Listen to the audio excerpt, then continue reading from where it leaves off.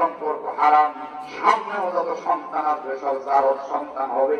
কঠোর কথা যখন তিনি বলে দিলেন, পুলিশ বাহিনী এবার রানী হেরোদিয়ার কাছে গিয়ে বলছে, রানী গো শোনেন শোনেন এই অপমানকর কথা।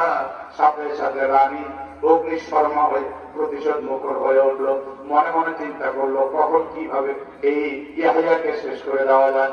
এক পর্যায়ে একটি দিন চলে আসলো, যে দিন ওই দেশে একটি মেলা উদ্বোধন হয়। আর রানী পিছন থেকে রাজাকে বলছে, আমার রাজা দীর্ঘজীবী হোক, আমার রাজা অনেকদিন বেঁচে থাকুক।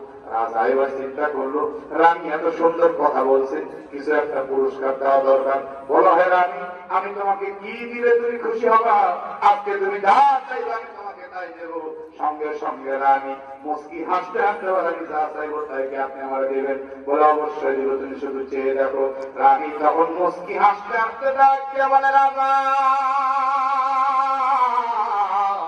আমি অন্য কিছু চাই না, আমি চাই ইয়াহইয়া নবীর মাথা। সঙ্গে সঙ্গে রাজা হাত জোড় করে বলেছে, রানী ওরা নবী পরিবারের মানুষ, আল্লাহর সাথে ওদের সম্পর্ক ভালো, ওদেরকে নাড়াচাড়া করলে আল্লাহ নারাজ হবে।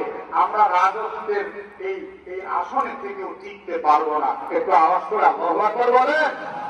আমার ভাইরা, পৃথিবীর শুরু লগ্ন থেকে আজ পর্যন্ত ইতিহাস প্রমাণ করে কাফের, মুশরিক, ইহুদি, খ্রিস্টান যত ইসলাম বিদ্বেষী আছে, এরা ইসলামের বিরুদ্ধে বলে ঠিকই, ইসলামের বিরুদ্ধে লাগে ঠিকই, কিন্তু এদের পরিবারের মধ্যে একটা ভয় কাজ করে। একটা মুসলমান আল্লাহু আকবার মুনকার ছাড়ে আমরা টিকতে পারবো না। সে খালিদ বিন ওয়ালিদ রাদিয়াল্লাহু আনহু মাত্র অল্প কিছু সঙ্গে নিয়ে হাজার হাজার কাফেরদের সামনে গিয়ে দাঁড়িয়েছেন। আর কাফেররা বলছে, খালিদ তুমি মরার জন্য চলে আসছো। খালিদ বিন ওয়ালিদ রাদিয়াল্লাহু আনহু বলেন, কার মৃত্যু হবে এবার তুই ভালো মতো বোঝ। মুসলমান হলো ইমানদার, ইমান থাকলে তারা জিন্দা, তাদের ইমান নাই এরা লাখ লাখ থাকলেও এরা মুর্দা। তোরা মুর্দা, আমরা জিন্দা।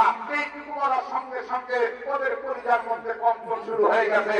ও আমার কলিজার টুকরা ভাইরা, তাই আমি বলতে চাই, মুসলমানদের সে হারানো ঐতিহ্য, মুসলমানদের সে হারানো অবস্থাকে আবার ফিরে আনতে হবে।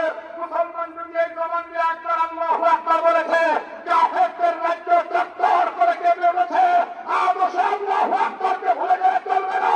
আল্লাহু আকবার বলে কাফেরদের রক্তকলকে কাঁপিয়ে ইসলামের পতাকাকে উড্ডীয়মান করতে হবে। কথা বলেন না কেন, ঠিক কিনা?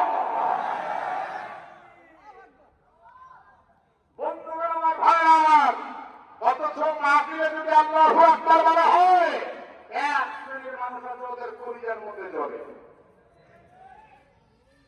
চট্টগ্রাম রশিদ বিল্ডিং, এখানে একটা তাফসীর করছি গত বছর। স্টেজ থেকে নামার পরে এক ভদ্রলোক বুকে জড়িয়ে বলল, হুজুর আপনার তাফসীর একদম মধুর মতো, খুব ভালো লাগে। বললাম ভালো কথা।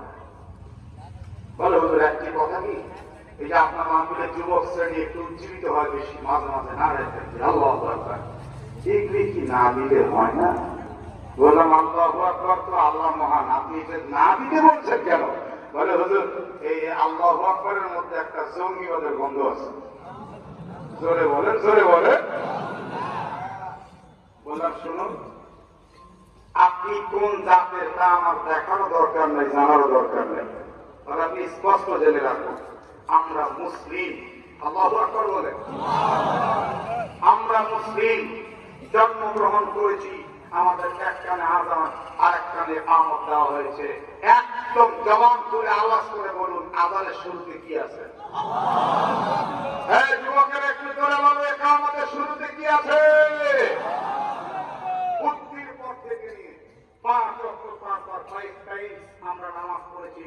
নামাজের প্রতিটি রুকনে উঠতে বসতে কি আছে? কোরআনে আল্লাহ বলছেন, 29 পারায় রয়েছে আব্বাকা ফাকাব্বির,